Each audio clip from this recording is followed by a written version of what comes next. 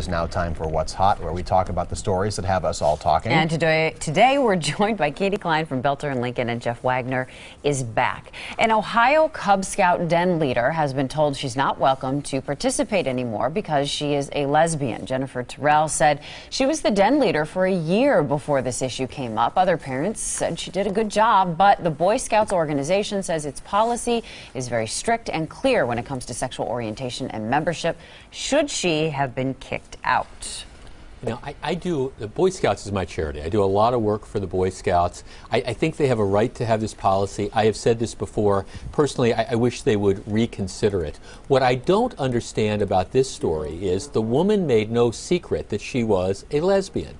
And everybody apparently affiliated with this particular den and this pack knew that she was a lesbian. And yet, you know, it was only after she started raising questions about the finances of the pack or something that people got in an uproar and tossed her out. That's what I'm having trouble with. I mean, if you've got the rule, fine, you've got the rule, agree with it or disagree with it, but why not apply it in the beginning? Why let her work with the kids? Yeah, this is a classic case of a historic and well-rooted organization really not evolving with the times. I mean, there's a lot of different people who do great things that might not have the same type of sexual orientation that other people may think is appropriate.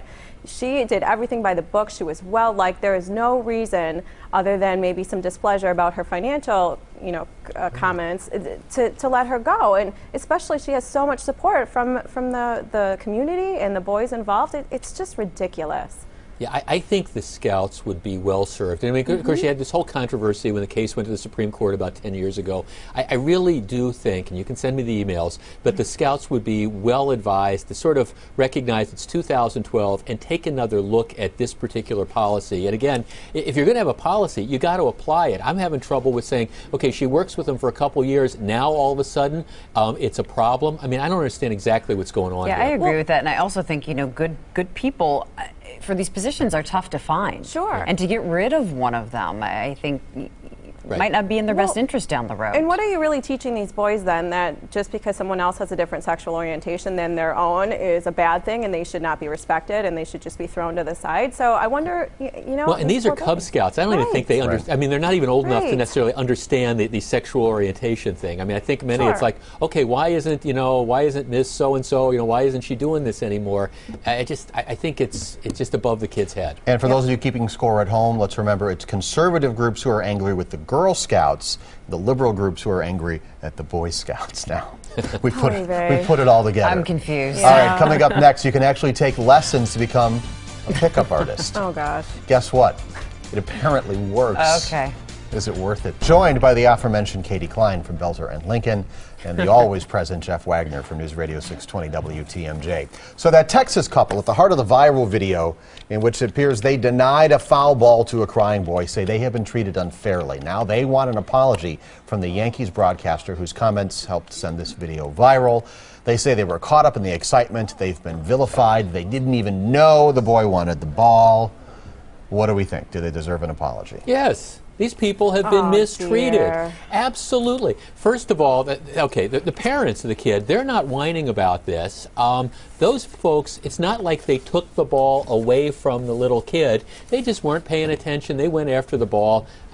They have been unfairly vilified. I think they need to stop being a bunch of sissy crybabies and just move on. I mean, I don't think they need this big production. Are they going to request a YouTube video interview too and say, please apologize in video so everybody sees it? What happened to life's, wear a helmet? What happened to Wagner's rule number 1? Absolutely, life is tough. Wear a helmet. Are you talking about from the perspective of for everybody involved here? Well, okay, yeah, right. I understand, but these people. The big point is, I think they have been unfairly vilified. I mean, worst people in the world. They caught the darn baseball. I think there are two opinions here. One is that it's good when you have children that they don't always get what they want. Sure. Some parents will say that, but then other people, even with some of the articles that have come out and these kids' parents are saying, they weren't a bad couple, and you still have people weighing in saying, how could you not see the baby screaming next to you and reaching for the ball and do the right thing and that kind of thing. We all get caught up in the moment, though. So what are they going to request next? A lawsuit for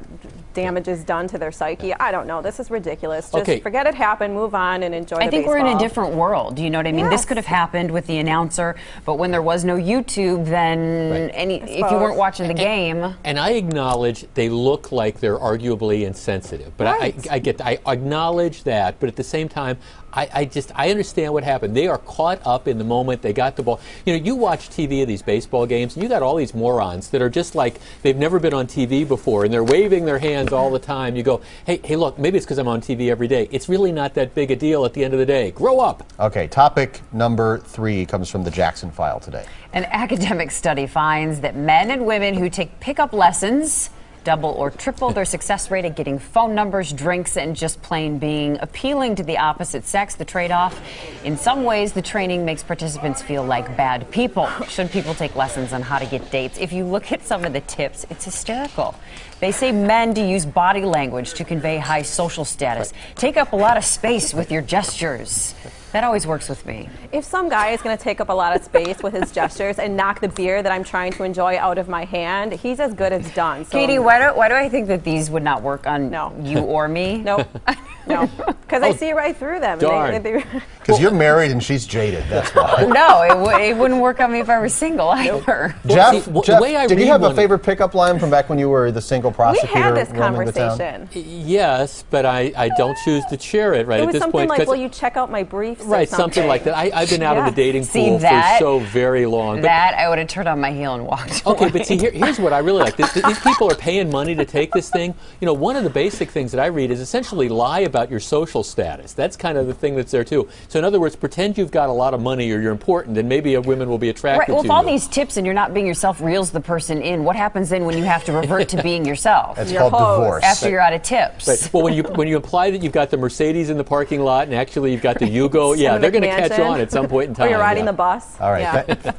Fun Friday, including a Yugo reference.